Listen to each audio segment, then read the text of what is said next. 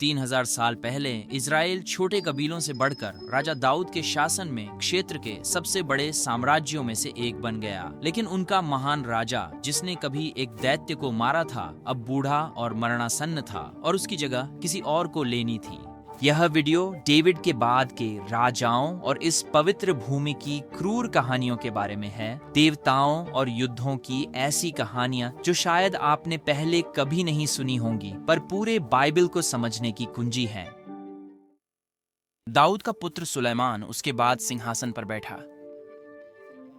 राजा ही नहीं, सुलेमान ने राज्य की सीमाओं का विस्तार किया और पड़ोसी राष्ट्रों को चांदी सोने के रूप में उसे भेंट लाने पर मजबूर किया। लेकिन उसने अपने पिता दाऊद के सपने को भी पूरा किया। यरूशलेम के पवित्र शहर में परमेश्वर के लिए एक मंदिर बनाना, एक विशाल इमारत जो सोने, महंगी टेपेस्ट्री और सबसे महत्वपूर्ण परमेश्वर की उपस्थिति से भरी थी। राज्य इतना शक्तिशाली कभी नहीं था, पर सुलेमान का एक गहरा राज्य था जो सब कुछ बदलने वाला था। कई साल पहले ईश्वर ने उसके पिता दाऊद से वादा किया था कि उसके वंशज इज़राइल के राज्य पर सदा राज करेंगे, पर यदि वे ईश्वर की नजरों में बुरा करते तो उन पर विनाश आता।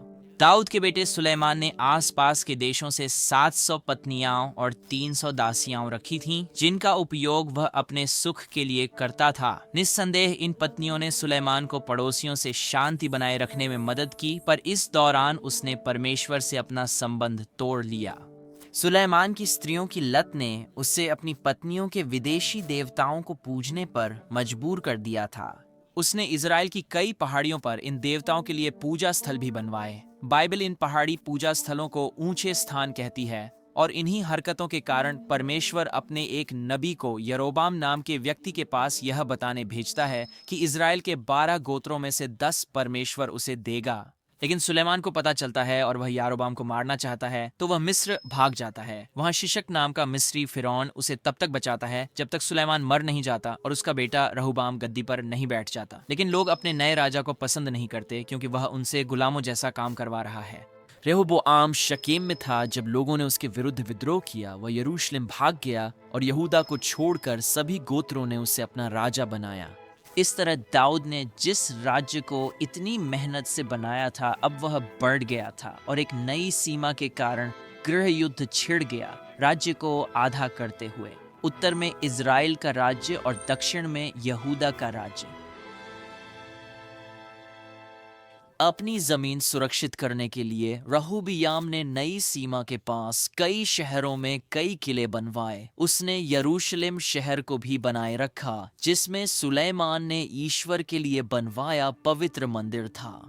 यह बड़ी बात थी, क्योंकि सुलेमान ने विद्रोह कर अन्य विदेशी देवताओं की पूजा शुरू कर दी थी। फिर भी ज्यादातर लोग इज़राइल के उस परमेश्वर को पूजते थे जिसने उन्हें यह सारी जमीन दी थी। इससे राजा यरोबोआम बहुत घबरा गया। उसे डर था कि उसके लोग उसका राज्य छोड़कर मंदिर के पास यहूदा लौट जाएंगे, इसलिए उसने एक योजना बनाई। उसने इन 2 शहरों में 2 सोने के बछड़े बनवाए और लोगों को इनकी पूजा करने को कहा। पर तभी कुछ अजीब हुआ। यहूदा से परमेश्वर का एक जन इस शत्रुतापूर्ण सीमा पार करके यरूबोआम को संदेश देने आया, जो बेतेल में सोने के बछड़े की पूजा कर रहा था।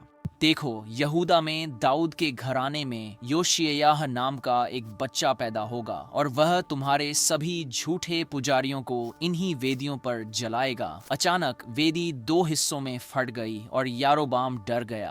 राज्य अंदर से ही खुद को नष्ट कर रहा था और स्वाभाविक रूप से इज़राइल और यहूदा के दुश्मनों ने हमला करना शुरू कर दिया। पहला बड़ा हमला उसी मिस्र के फराव ने किया जिसने यारोबाम को सोलोमन से भागने में मदद की थी।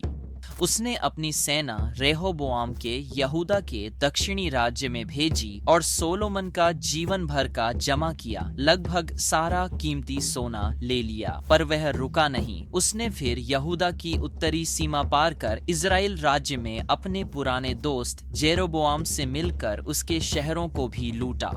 यह अविश्वसनीय है कि बाइबल के बाहर भी प्राचीन शिलालेख हैं जो शिशक के अभियान की पुष्टि करते हैं और आज भी मिस्र में मौजूद हैं। शुक्र है कि शिशक इज़राइल को नष्ट करने के लिए पर्याप्त मजबूत नहीं था, लेकिन उसने उन्हें काफी कमजोर कर दिया। शायद यही कारण है कि रहूबाम की मृत्यु के बाद उसका बेटा अबिय्याह 4 लाख सैनिक लेकर यहूदा इज़राइल सीमा पार कर पहाड़ तक गए।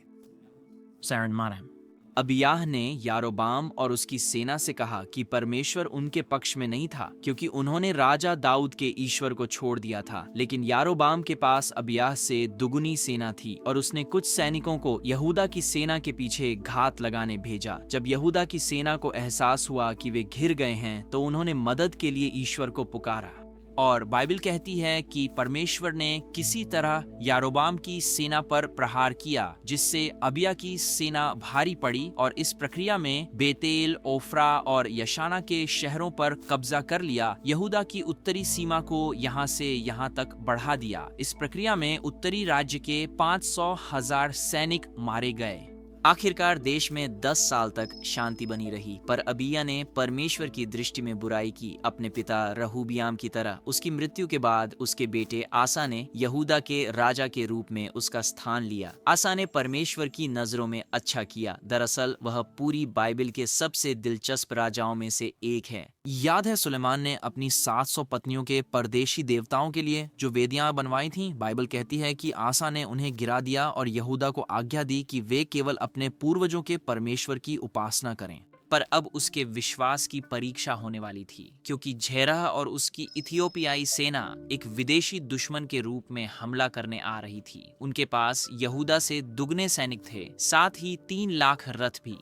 पहले उन्होंने बैरशेबा पर कब्जा किया, फिर उत्तर में लकीश की ओर बढ़े। पर आसा ने मदद के लिए परमेश्वर को पुकारा और अपनी छोटी सेना को बेरेशा घाटी में इथियोपियाई लोगों से मिलने भेजा। एक बार फिर परमेश्वर ने यहूदा के शत्रुओं को हराया और आसा की सेना ने इथियोपियाई लोगों का गेरार तक पीछा किया, जब तक वे अफ्रीका में अपने घर भाग नहीं गए।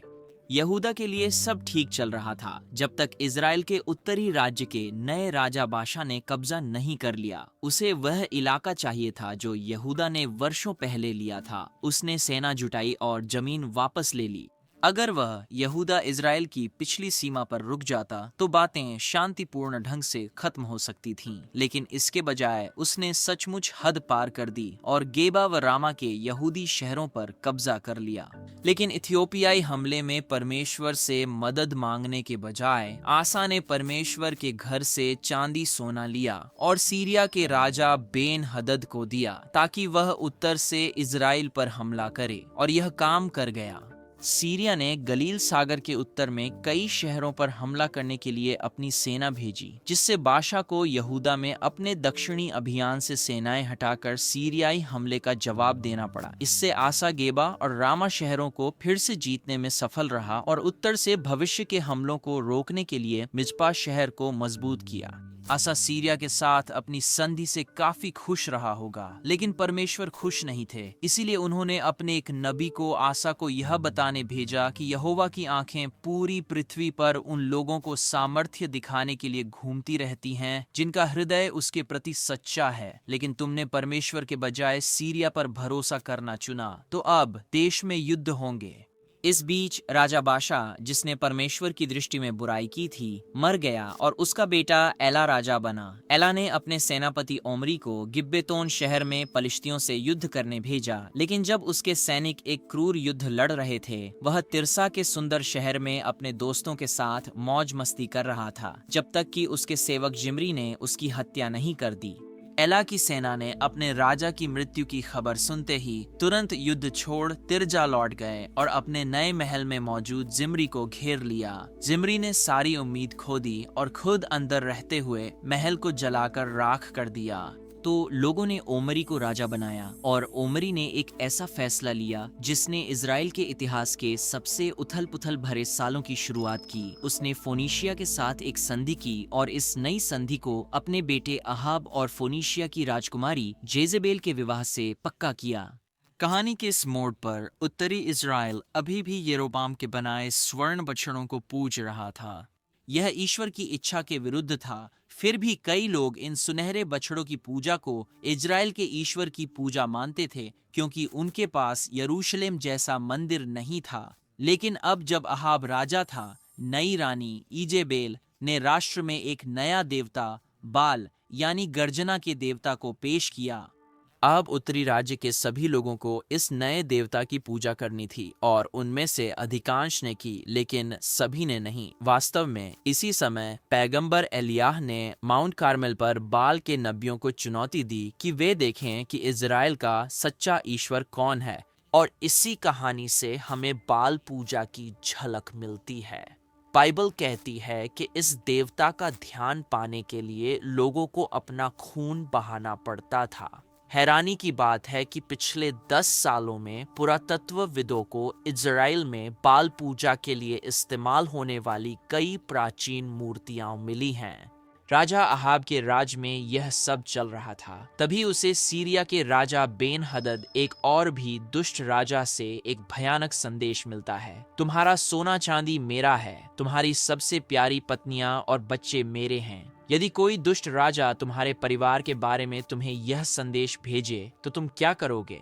हैरानी की बात है कि राजा अहाब ने पहले सीरिया के राजा का अनुरोध मान लिया, लेकिन जब सीरिया ने इज़राइल से इससे भी ज्यादा मांगा तो सामरिया में उनकी राजधानी के पास युद्ध छिड़ गया और अहाब ईजेबेल की बुराई के बावजूद परमेश्वर ने उन्हें सीरिया पर जीत दिलाई। लेकिन सीरिया ने दूसरी बार यारमुक और अफेक पर हमला किया और फिर ईश्वर कृपा से इज़राइल जीता, पर ज्यादा देर नहीं। इसी बीच यहूदा में एक नया राजा था, यहोशापात। लोग उसे बहुत प्यार करते थे।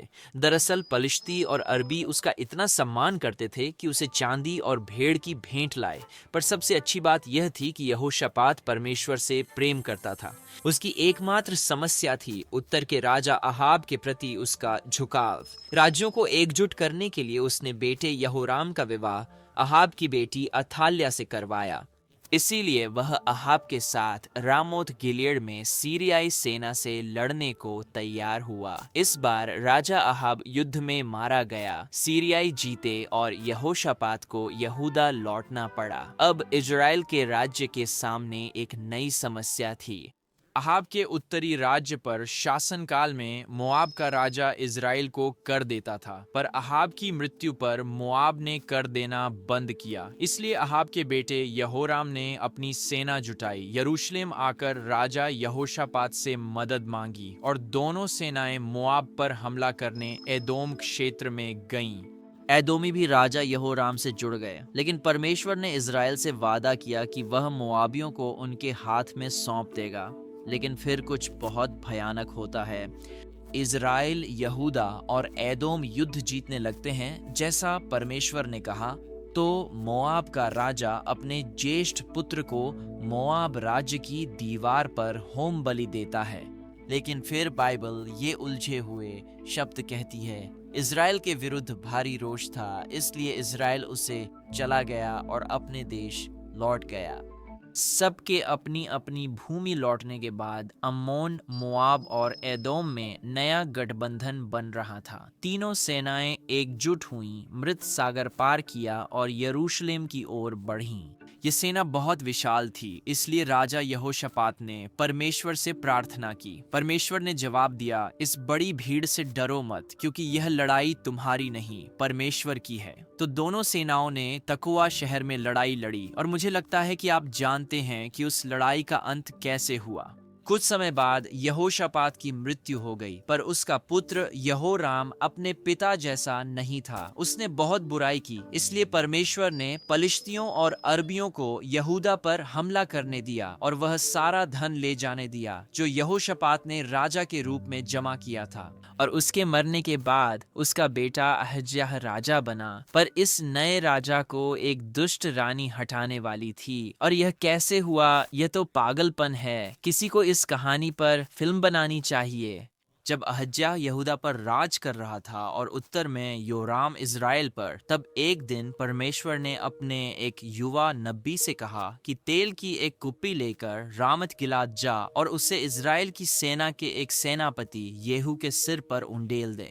एंजी मोन्शस्तमनिन इज़राइल कर दैनिशर बियोसिन फिन येहू को आगे के लिए सटीक निर्देश दो।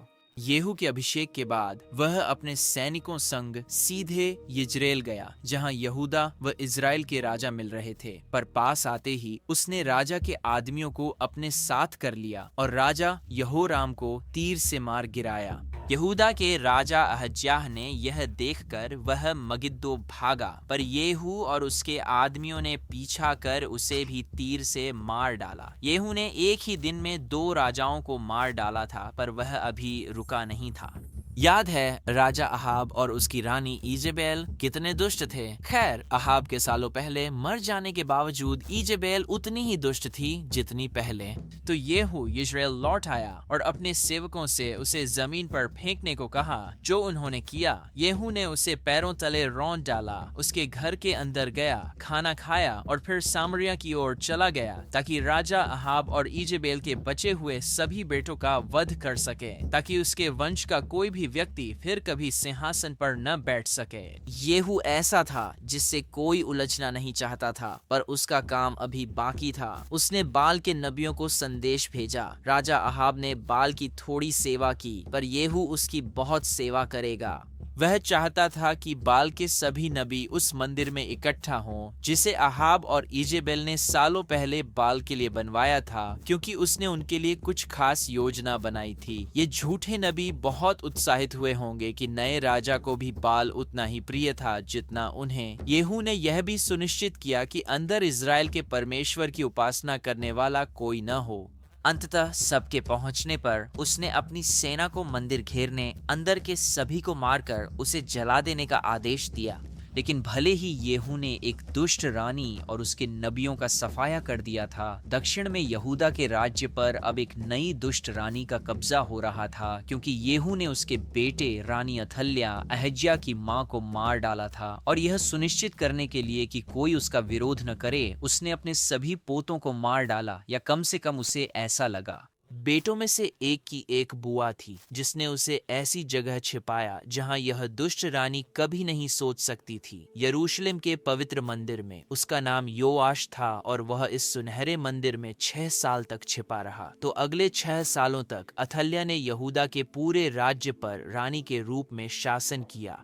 उसे पालने वाले पुजारियों को ही उसके रहस्य के बारे में पता था, जब तक कि एक दिन महायाजक यहोयादा ने दुष्ट रानी को हटाने की योजना नहीं बनाई। मंदिर के अंदर राजा दाऊद के पुराने लकड़ी के भाले और ढालें थीं, इसलिए जब योआश 7 साल का हुआ तो उसने ये हथियार अपने सेवकों को दिए और उनसे मंदिर को घेरने को कहा। तब महायाजक ने सभी लोगों को मंदिर में इकट्ठा किया, योआश को ताज पहनाया और चिल्लाया, राजा अमर रहे। जाहिर है रानी अथल्या खुश नहीं थी। वह मंदिर में घुस गई, चिल्लाई, राजद्रोह, और अपने कपड़े फाड़ दिए। उसे लगा था कि उसके पहरेदार योआश को मार देंगे, पर उन्होंने उसे बाहर ले जाकर मार डाला। पर अफसोस, जैसे जैसे योआश बड़ा होता गया, वह दूसरे देवताओं और मूर्तियों की पूजा करने लगा, जबकि परमेश्वर ने उसकी जान बचाई थी। आखिरकार उसके अपने सेवकों ने योआश को मारने की साजिश रची और वह मर गया। तो उसका बेटा अमास्या यहूदा का नया राजा बना। उत्तरी राज्य में भी हालात कुछ अच्छे नहीं थे। भले ही येहू ने बाल उपासकों को नष्ट कर दिया था, फिर भी वह उन सोने के बछड़ों की पूजा करता रहा जिन्हें यारोबाम ने बहुत पहले बनवाया था, और उसके बेटे यहोआहाज ने भी, और उसके बेटे यहोआश ने भी। इज़राइल में लगातार दुष्ट राजा थे। आश्चर्य है कि भगवान ने उन्हें मिटा क्यों नहीं दिया। इस समय तक दोनों राज्य शांति से रह रहे थे। ज्यादातर सीरिया और ईदोम के हमलों और छापों से बचने में व्यस्त थे। राजा अमास्या 25 साल का था जब वह राजा बना, और एदोम पर इस हालिया जीत के साथ उसमें वह सारा अहंकार था जो एक युवा में हो सकता था। तो उसने दोनों राज्यों के बीच सालों की शांति तोड़ दी और उत्तरी इज़राइल पर युद्ध छेड़ दिया। दोनों सेनाएं बेत शेमेश में मिलीं और यहूदा हार गया। लेकिन अब इज़राइल क्रोधित था, इसलिए उन्होंने यहूदा की सेना का यरूशलेम तक पीछा किया और शहर का सोना चांदी लूट लिया। इज़राइल के उत्तरी भूमि पर लौटने पर अमस्याह के ही लोगों ने लकीश में उसकी हत्या कर दी। उत्तरी राजाओं की दुष्टता के बावजूद परमेश्वर उन्हें सीरिया पर एक के बाद एक जीत दिला रहा था। अंततः यहोआश के पुत्र येरोबाम द्वितीय के शासन में सीरियाई दमिश्क तक पराजित हो गए। यह एक बड़ी बात थी क्योंकि इससे इज़राइल की वे सीमाएं बहाल हो गईं जो कभी राजा सुलेमान के अधीन थीं। यहूदा के नए राजा उज्जियाह ने भी दक्षिणी सीमाओं को सुलेमान के समय जैसा ही कर दिया था। एकमात्र समस्या यह थी कि राज्य अभी भी विभाजित था और राजा दाऊद के वंशज केवल आधे राज्य पर शासन करते थे। लेकिन परमेश्वर ने उनसे पूरे राज्य पर शासन का वादा किया था, पर यह बदलने वाला था किसी भी पक्ष की इच्छा के अनुसार नहीं। उत्तर में एक नया दुश्मन था, सीरिया या इज़राइल के अब तक के सभी दुश्मनों से कहीं ज्यादा मजबूत। तिग्लत पिलेसर तृतीय नामक एक राजा उत्तर के युद्धरत राष्ट्रों को एकजुट कर रहा था। वह असीरिया नामक साम्राज्य बढ़ा रहा था और हर चीज पर कब्जा कर रहा था। मेदेस, बेबीलोन, उरारतू, फोनीशिया उसके अधीन आ गए और वह इजराइल सीरिया के करीब आ रहा था। तो इन दो पुराने दुश्मनों ने गठबंधन बनाया, पर जल्द ही महसूस किया कि असीरिया के राजा को हराने की शक्ति कम है। तो उन्होंने यहूदा के दक्षिणी राज्य को उनसे जुड़ने को कहा, पर नए राजा आहाज ने मदद से इनकार कर दिया।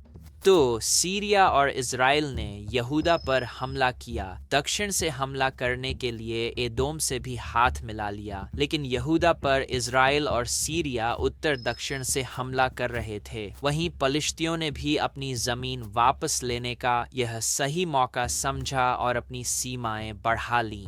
यहूदा बड़ी मुसीबत में था, लेकिन परमेश्वर से मदद मांगने के बजाय राजा आहाज ने मंदिर में बची चांदी सोना तिग्लत पिलेसर को दिया और सम्राट से मदद की भीख मांगी। तो असीरियाई सम्राट ने दमिश्क पर हमला किया, जो वह शायद वैसे भी करता। इससे सीरियाई अपनी जमीन खो बैठे और यहूदा पर उत्तरी हमले रुक गए।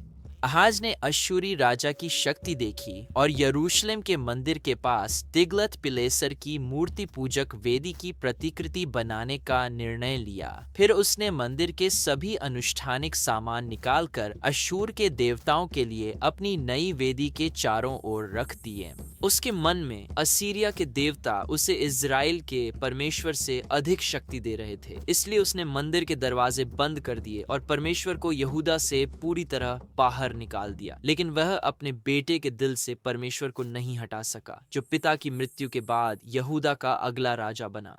हिजकिय्याह यहूदा के सबसे प्रसिद्ध राजाओं में से एक थे, क्योंकि उनका जन्म उनके इतिहास के एक बेहद चुनौतीपूर्ण समय में हुआ था। असीरियाई खौफनाक थे, क्योंकि वे सिर्फ राष्ट्रों पर विजय प्राप्त नहीं करते थे, बल्कि पकड़े गए लोगों को यातना देते थे और अक्सर अधिकांश नए बंदी राष्ट्रों को मुख्य भूमि सीरिया भेज देते थे, ताकि उन्हें असीरियाई संस्कृति में ब्रेन वॉश किया जा सके। लोगों की खालें जिंदा उधेड़ी गईं, परिवार बिखर गए और पूरी संस्कृतियों को इतिहास से मिटा दिया गया। तब तक असीरियाई सम्राट ने उत्तरी राज्य की लगभग सारी भूमि पर कब्जा कर लिया था, पर वह इसे पूरा कर पाता उससे पहले ही उसकी मृत्यु हो गई। इस कारण उत्तरी इज़राइल के तत्कालीन राजा होशे ने असीरिया के खिलाफ विद्रोह कर दिया। पर यह गलत फैसला था। नए असीरियन सम्राट ने होशे और उसकी सेनाओं को कुचल डाला और लोगों को गुलाम बनाकर असीरिया के अलग अलग हिस्सों में ले गया। उन्होंने फिलिस्तीन, मिस्र और इथियोपिया को भी जीता। असीरिया अब यहूदा में घुसकर कई शहर जीत रहा था और यरूशलेम को पूरी तरह घेर चुका था। हैरानी की बात है कि बाइबल के बाहर असीरिया के रिकॉर्ड भी इसकी पुष्टि करते हैं कि सम्राट सेनाचेरिब ने ऐसा ही किया था। परमेश्वर का न्याय इज़राइल पर आ चुका था और अब यहूदा की बारी थी। परंतु हिजकिय्याह प्रभु से प्रेम करता था और उसने अपने पिता द्वारा विदेशी देवताओं के लिए बनाए गए ज्यादातर ऊंचे पूजा स्थलों को तोड़ दिया। उसने परमेश्वर का मंदिर भी फिर से खुलवाया ताकि लोग प्रभु की उपासना कर सकें। जब उसने सुना कि असीरिया का नया सम्राट सेनाचेरिब आ रहा है, तो उसने अपने वस्त्र फाड़ दिए और मंदिर जाकर ईश्वर से असंभव करने की विनती की और ईश्वर ने कर दिखाया। उस रात जब सन्हेरीब की सेना यरूशलेम की दीवारों के बाहर हमला करने की तैयारी कर रही थी, प्रभु का दूत आया और उसने अकेले ही 1,85,000 असीरियों को उनकी नींद में नष्ट कर दिया। इससे सम्राट बहुत घबरा गया, इसलिए वह और उसकी सेना नीनवे में अपनी राजधानी लौट गए और यहूदा का राज्य फिलहाल बच गया। हिजकिय्याह यहूदा के इतिहास के कुछ अच्छे राजाओं में से एक था, लेकिन दुर्भाग्य से उसका 12 साल का बेटा यहूदा की बागडोर संभालने वाला था और इस छोटे से राज्य के लिए सारी उम्मीदें खत्म करने वाला था। बाइबल कहती है कि मनश्शे यहूदा के सभी राजाओं में सबसे दुष्ट था। उसने अश्शूरियों के सभी देवताओं बाल और अन्य की पूजा की। उसने अपने कुछ बच्चों को भी इन देवताओं को बलि चढ़ा दिया और यहूदा के शेष राज्य को भी ऐसा करने के लिए उकसाया। पर सबसे बुरा यह था कि यह 55 साल तक चला। मनश्शे ने यहूदा पर सबसे लंबा शासन किया और परमेश्वर आखिरकार इससे तंग आ गए थे। लेकिन इससे पहले कि परमेश्वर यहूदा पर न्याय लाता, कुछ बहुत महत्वपूर्ण पहले होना था। इस वीडियो की शुरुआत में आपको याद है जब यहूदा के एक नबी ने इज़राइल के राजा यारोबाम से कहा था कि परमेश्वर एक ऐसे व्यक्ति को खड़ा करेगा जो उसकी बनाई वेदियों को नष्ट कर देगा। आपको उसका नाम याद है? तो अंदाजा लगाइए कि दुष्ट राजा मनश्शे के मरने के बाद कौन राजा बना? उसका बेटा योशिय्याह। राजा दाऊद के बाद योशिय्याह राज्य का सबसे धर्मी राजा था। उसने अपने से पहले के किसी भी राजा से ज्यादा ऊंचे स्थान नष्ट किए और पूरे मन से परमेश्वर के नियम का पालन किया। शायद इसीलिए परमेश्वर ने उसे उत्तर की अधिकांश भूमि वापस लेने दी जो उसके पूर्वजों राजा दाऊद और सुलेमान के अधीन थी, इससे पहले कि यरोबाम के विद्रोह से राज्य बढ़ गया था। भविष्यवाणी के अनुसार वह बेथेल गया, सैकड़ों वर्षों से खड़े सोने के बछड़े को नष्ट किया, मूर्ति पूजक पुजारियों को मारा और उनकी हड्डियों को मूर्ति पूजक वेदी की राख पर जला दिया। लेकिन उसने इतना अच्छा किया, फिर भी राष्ट्र ने वर्षों में इतनी बुराई की थी कि परमेश्वर के पास उन्हें दंडित करने के अलावा कोई विकल्प नहीं था। योशिय्याह के निधन के बाद उसके बेटों ने शासन किया और योशिय्याह से पहले के राजाओं के बुरे तरीकों पर लौट गए। तब तक असीरिया पर बाबुल ने कब्जा कर लिया था और उस समय का बाबुली सम्राट नबूकदनेस्सर नाम का राजा था। बाइबल कहती है कि यहूदा के अंतिम राजा सिदकिय्याह ने बाबुल के खिलाफ विद्रोह करने की कोशिश की, तो नबूकदनेस्सर ने विद्रोह कुचल दिया और पूरे राष्ट्र को बाबुल में बंदी बना लिया, जहां वे गुलामों की तरह रहते थे। ऐसे ही दाऊद का महान राज्य अब मिट गया था और लोग सोच रहे थे कि परमेश्वर ने दाऊद से जो वादा किया था कि उसके वंशज उसके सिंहासन पर बैठेंगे और इस भूमि पर हमेशा राज करेंगे, उसका क्या हुआ? ज्यादातर लोग यह नहीं जानते, लेकिन राजा नबूकदनेस्सर ने यहूदा के सभी राजाओं को नहीं मारा था। दरअसल बाइबल कहती है कि यहूदा के अंतिम राजाओं में से एक यहोयाकीन को बाबुल में राजा की मेज पर जीवन भर बैठाया गया और सैकड़ों साल बाद हमें पता चला कि उसका एक वंशज बढ़ई था जो उसी शहर में पैदा हुआ था जहां राजा दाऊद पैदा हुए थे। वह भी दाऊद का वंशज राजा था, लेकिन वह अपने पहले के किसी भी राजा जैसा नहीं था। उसका राज्य इस दुनिया का नहीं था और उसके अपने लोगों ने उसे सूली पर चढ़ा दिया, लेकिन उसने फिर भी उन पर कृपा की, ठीक वैसे ही जैसे उसने उन वर्षों में किया था जब इस भूमि पर कई दुष्ट राजाओं का शासन था। और वह आज भी उन पर कृपा कर रहा है क्योंकि वे अब भी उसके चुने हुए लोग हैं। पर एक दिन वह शक्ति में लौटेगा, राष्ट्र का न्याय करने, दाऊद का सिंहासन पुनः प्राप्त करने और ईश्वर का वादा पूरा करने, इज़राइल और पूरे विश्व पर सदा के लिए राज करने। अब आप सोच रहे होंगे कि यह कैसे होगा, तो इस वीडियो पर क्लिक करें, देखें कि यीशु के राज्य लौटने पर ये घटनाएं कैसे घटित होंगी।